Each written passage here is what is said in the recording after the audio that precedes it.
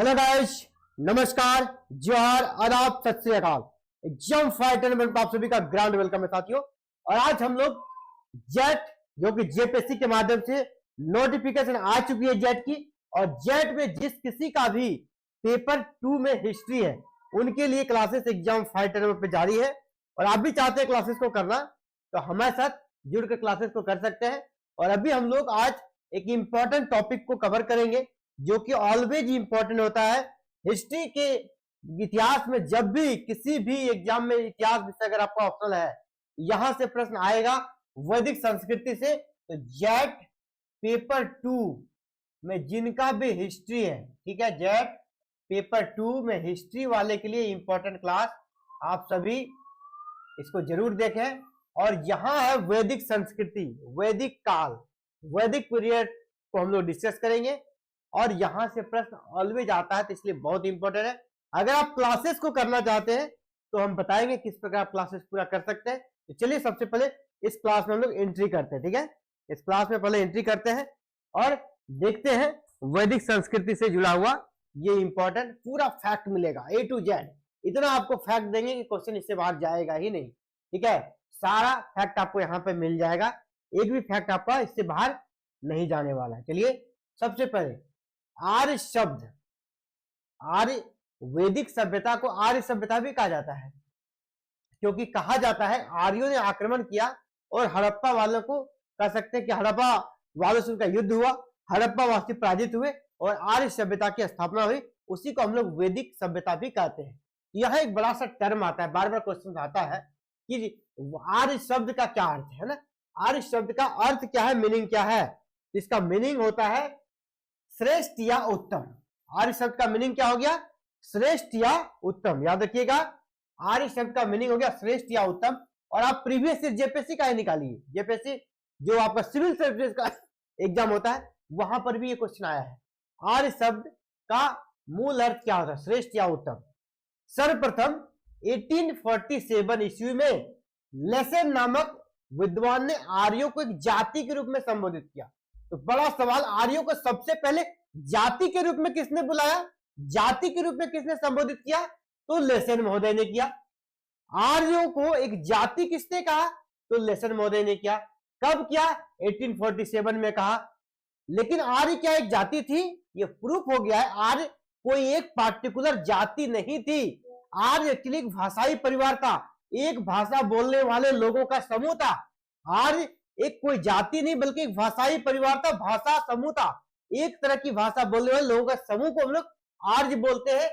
श्रेष्ठ उसका अर्थ होता है, कुलीन उसका अर्थ होता है, उत्तम उसका अर्थ है। यहाँ पे कुलीन भी जोड़ सकते हैं, श्रेष्ठ या कुलीन भी कहते थे आर्यों का जो मूल अर्थ था। तो आर्य क्या था? एक भाषाई समूह था, ये प्रूफ है। लेकिन लेसन ने क्या कहा? एक जाति है, जो कि रॉन्ग था, गलत था। लेकिन आपके लिए जरूरी है याद करना कि ऐसा किसने कहा। आर्यों की जो संस्कृति थी, उसकी जो भाषा थी वह थे हिंद यूरोपिया, जिसको शॉर्ट में जिसका नाम दिया गया भारोपिया। आर्यों की भाषा क्या थी? भारोपिया। अगर आपसे पूछ दिया जाएगा आर्यों की भाषा क्या थी शॉर्ट में, तो भारोपिया थी। और डिटेल्स में पूछेगा तो हिंद यूरोपिया उनकी भाषा थी। और ये जो कॉन्सेप्ट है कि आर्यों की भाषा क्या थी, ये कॉन्सेप्ट किसने दिया? सर विलियम जॉन्स ने दिया था। विलियम जॉन्स ने बताया कि आर्यों की भाषा क्या है? भारोपिया है। और बताया कि वैदिक संस्कृत, वैदिक काल की भाषा क्या थी? संस्कृत। वेद किस में लिखा गया? संस्कृत में। तो इस काल में संस्कृत यहाँ की मूल भाषा थी। तो संस्कृत, ग्रीक, लैटिन, आयरिश भाषाओं की जननी भारोपिया भाषा ही थी। यानी भारोपिया भाषा जो कॉन्सेप्ट विलियम जॉन्स ने दिया है, इसके साथ ही उसने कहा है कि भारोपिया भाषा संस्कृत, ग्रीक, लैटिन, आयरिश से प्राचीन थी। यानी संस्कृत जो कि भारत की भाषा थी, ग्रीक जो कि आप विदेशों की भाषा, ग्रीक, लैटिन, आयरिश, उनका भी जननी कौन है? तो भारोपिया भाषा ही उनका जननी है। यानी ये लोग भारोपिया भाषा समूह के लोग थे। आर्य, आर्य कोई जाति नहीं थी, ये सब विलियम जॉन्स का मानना है। अगर हम एक पॉइंट ये देखें, ये बार बार पूछा जाता है क्वेश्चन एग्जाम में कि ऋग्वेद में गंगा का उल्लेख कितना बार है, ऋग्वेद में ऋषि का उल्लेख कितना बार है, ऋग्वेद में जाति का उल्लेख कितनी बार है, अलग ऋग्वेद में अग्नि का उल्लेख कितनी बार है।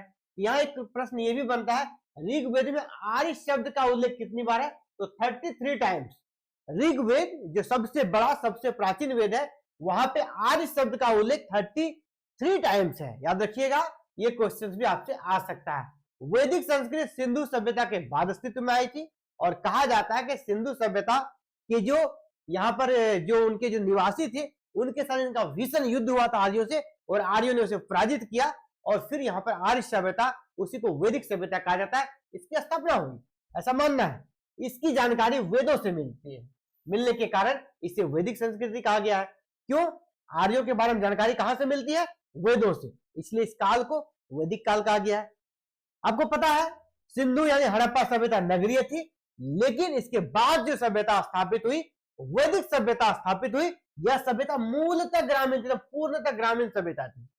हड़प्पा सभ्यता नष्ट हुआ और वहां पर आया कौन सा? वैदिक सभ्यता। लेकिन हड़प्पा सभ्यता जहां नगरीय था, वैदिक सभ्यता प्योर ग्रामीण था। ठीक है, यहाँ ग्रामीण सभ्यता थी ये। अगर इसको देखें हम, इसको वैदिक सभ्यता पूर्वग्राम, तो अगर इसको हम वैदिक काल को कितने भागों में बांट सकते हैं? तो ये पूरा काल जो है ना, 2 भागों में बांटा जाता है। पूरा वैदिक काल जो है ना, 2 भागों में बांटा गया है। एक होता है ऋग्वेदिक, दूसरा है उत्तर वैदिक। वैदिक काल कब से कब तक?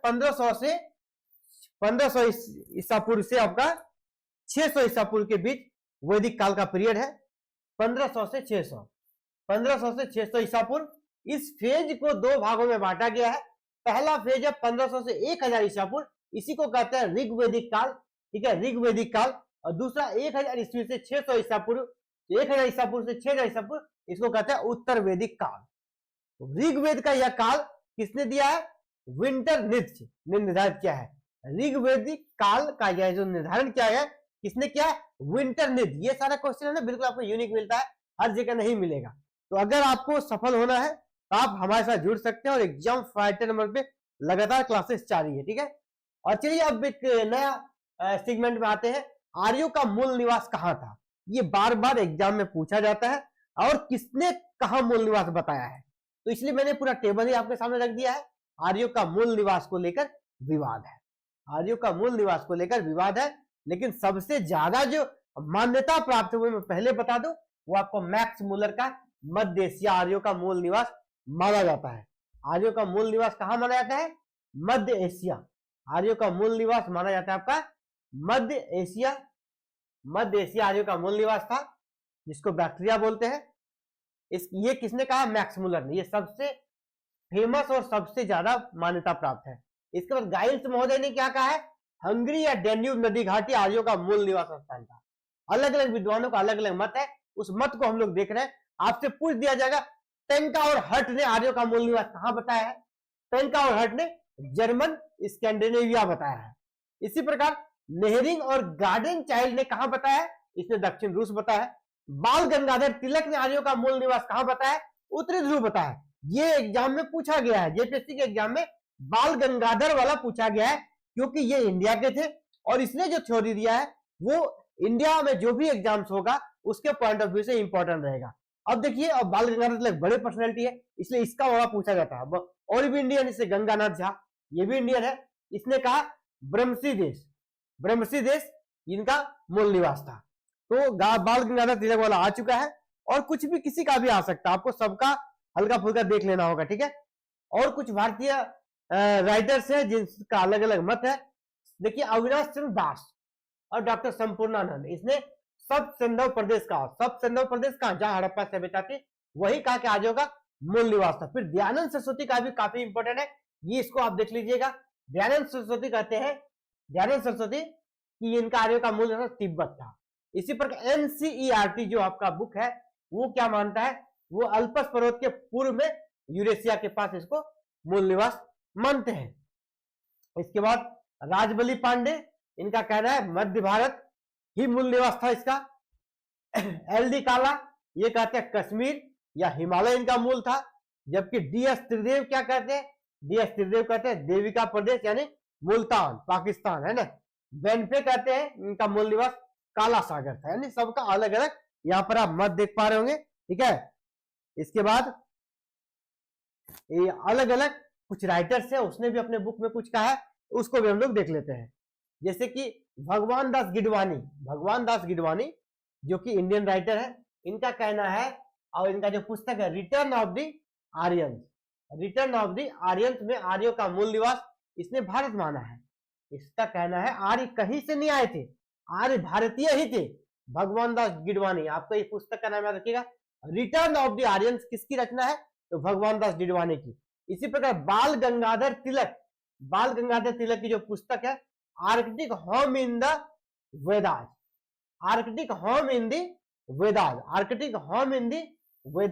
यहाँ आर्यों का मूल निवास इसने उत्तरी ध्रुव माना है। ठीक है, इसी प्रकार सर्वप्रथम जेसी रोड ने आर्यों का मूल निवास मध्य एशिया बैक्टीरिया बताया था। आर्यों का मूल निवास सबसे पहली बार किसने बताया था, मध्य एशिया बैक्टीरिया, जेसी रोड ने ही बताया था।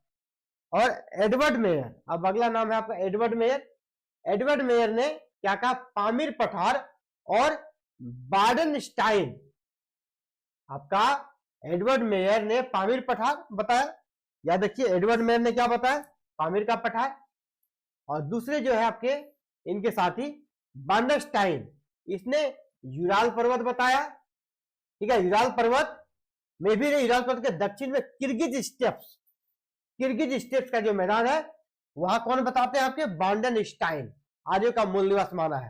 ठीक है, तो सभी को याद रखना भी पॉसिबल नहीं है, बस आप इसको 1 से 2 बार रिकॉल करने के लिए देख लीजिएगा। तो आज ये क्लास था आप सभी के लिए, ये आप सभी के लिए हमने शॉर्ट क्लास रखा है।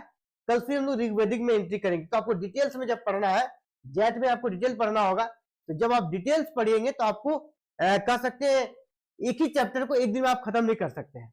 इसीलिए अब अगले पार्ट में हम लोग क्या पढ़ेंगे, ऋग्वेदिक काल, फिर आपका पढ़ेंगे उत्तर वैदिक काल, यानी 3 पार्ट में पूरा वैदिक संस्कृति को हम लोग खत्म करेंगे। तो पहला पार्ट में ये इंट्रो सेक्शन था, इसके बाद में ऋग्वेदिक पढ़ेंगे, फिर उत्तर वैदिक पढ़ेंगे। साथियों, अगर आप तैयारी कर रहे हैं जेट का और बिल्कुल सीरियस स्टूडेंट है पेपर 2, तो आपको भटकना नहीं है। एग्जाम फाइटर नंबर 1 ऐप पे क्लासेस चल रही है, जेट पेपर 2 हिस्ट्री की बैच हमारे यहाँ चल रही है, और इस क्लासेस में आप एंट्री ले सकते हैं। और एंट्री लेने के लिए आपको क्या करना होगा, यहाँ पर एक नंबर दिया गया है, इस नंबर पे भी आप कॉल कर सकते हैं, यहाँ पर नंबर दिया गया है, कॉलिंग नंबर, यहाँ से आप कॉल कर सकते हैं, पहला। दूसरा, इसी वीडियो के नीचे आपको लिंक मिल जाएगा, हमारे एप्लीकेशन का लिंक मिल जाएगा, एग्जाम फाइटर नंबर का लिंक। इस लिंक को सबसे पहले आपको डाउनलोड कर लेना है। ये लिंक आपको क्लिक करके ऐप को डाउनलोड कर लेना है। ऐप जब डाउनलोड हो जाएगा ना, तो आपके मोबाइल में सबसे नीचे स्टोर का आइकॉन दिखेगा, STORE स्टोर आइकॉन दिखेगा, इसको क्लिक कर लीजिएगा। स्टोर आइकॉन जैसे क्लिक कीजिएगा आपको ये कोर्स दिखने लगेगा, हिस्ट्री पेपर 2, जहां पे आपको रिजल्ट ओरिएंटेड क्लास मिलेगा, लाइव क्लास और रिकॉर्डेड क्लास भी मिलेगा, PDF नोट्स भी मिलेगा, प्रैक्टिस सेट भी मिलेगा, सिर्फ 299 में पूरा कोर्स फिनिश। यानी जेट में आपकी सफलता 100% सुनिश्चित होगी, इसकी गारंटी रहेगी। तो साथियों, आज इस वीडियो में इतना ही, कल मिलते हैं एक नए क्लास में। आप सभी का एग्जाम फाइटर में से जुड़ने के लिए बहुत बहुत धन्यवाद। जय हिंद, जय भारत।